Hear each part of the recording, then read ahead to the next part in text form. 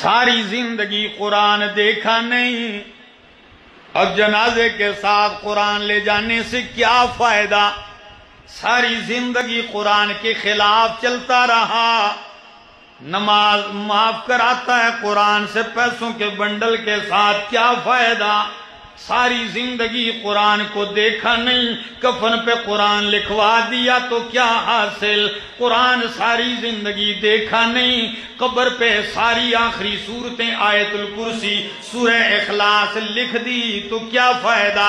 ساری زندگی قرآن کے خلاف چلتا رہا، قبر پہ جملہ لکھ دیا آخری آرام گاہ۔ او بھائی آپ کو کیا پتہ آرام گاہ ہے کیا عذاب گاہ ہے؟ اتنا آسان ہے میرا بھائی، آئیے تعلق قرآن سے جوڑ لیجئے۔ فرمایا ایک دن گزر جائے میں رب کا قرآن کھول کے نہ دیکھوں، یہ بات مجھے ناگوار گزرتی ہے۔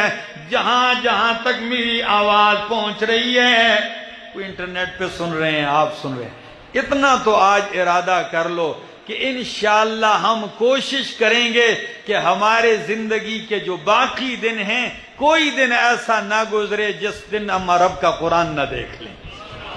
کریں گے کوشش، زندگی باقی، ملاقات باقی۔